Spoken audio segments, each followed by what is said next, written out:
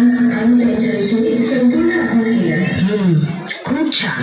पण संपूर्ण आयुष्यभर त्यांच्या मागे खंबीरपणे उभ्या राहणाऱ्या त्यागमूर्ती म्हणजेच त्यांच्या पत्नी माता रमाबाई भीमराव आंबेडकर आज मी तुम्हाला त्यांच्याबद्दल सांगणार आहे.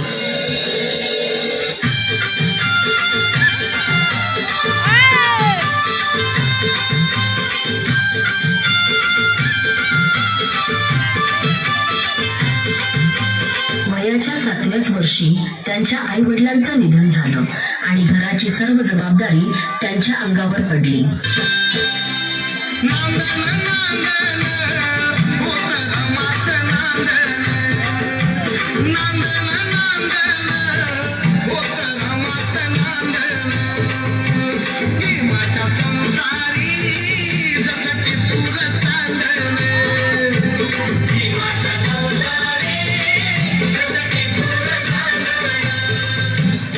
त्या काळी बालविवाह ही प्रथा प्रचलित असल्यामुळे वयाच्या 9व्याच वर्षी त्यांचा विवाह भीमराव आंबेडकर यांच्या बरोबर झाला.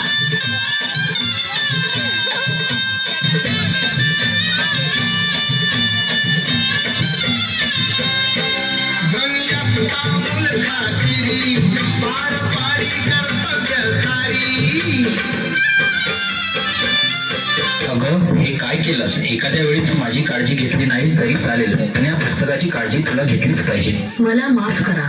जर तू शिकली असतीस तर तुला या पुस्तकाचं मोल कळलं असतं. आणि त्यानंतर बाबासाहेब आंबेडकरांच्या सांगण्यावरून रमाबाईंनी शिक्षण घेण्यास सुरुवात केली.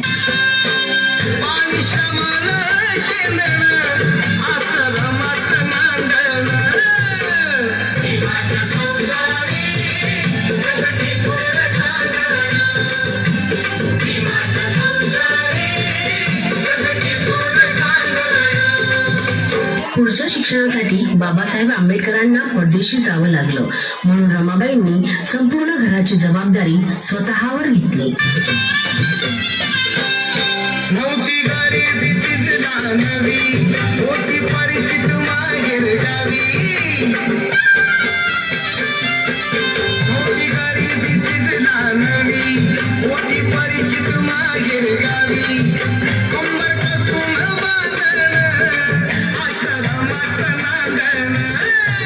बॅरिस्टरची बायको शेण गोळा करते म्हणून लोक नाव ठेवतील या भीतीने रमाबाई रात्रीच्या काळोखात गवऱ्या थापायच्या आणि पहाट व्हायच्या आधी घरी निघून जायच्या.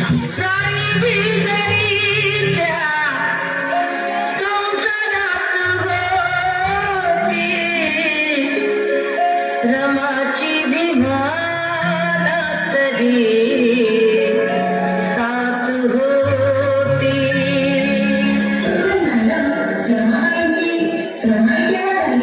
रमाबाईंच्या 5 मुलांपैकी 4 मुलांचा मृत्यू त्यांनी खूप जवळून पाहिला होता. त्यापैकी राजरत्न हा बाबासाहेबांचा खूप लाडाचा मुलगा. तो वारला तेव्हा त्याच्या कफनाकरिता बाबासाहेबांजवळ पैसे नव्हते हे रमाईला माहीत होतं. तेव्हा रमाईने आपला पदर फाडून राजरत्नला झाकण्यासाठी कफनाचा कापड दिला. त्यानंतर लहान मुलांना उपाशी पोटी पाहणं त्यांना कधी सहन झालं नाही. अशाच एका वेळी भुकेल्या मुलांची दशा पाहून बांगड्या सोन्याच्या रमाईने दिल्या काढून आणि त्या दिवसानंतर सगळी मुलं रमाबाईंना रमाई म्हणू लागली.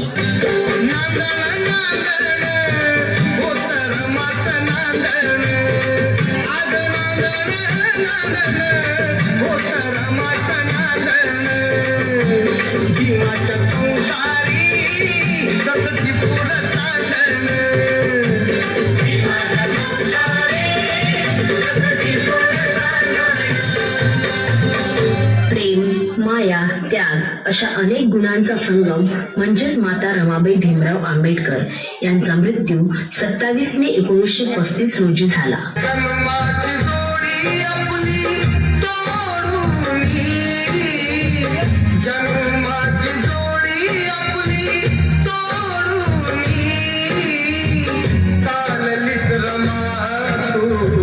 मला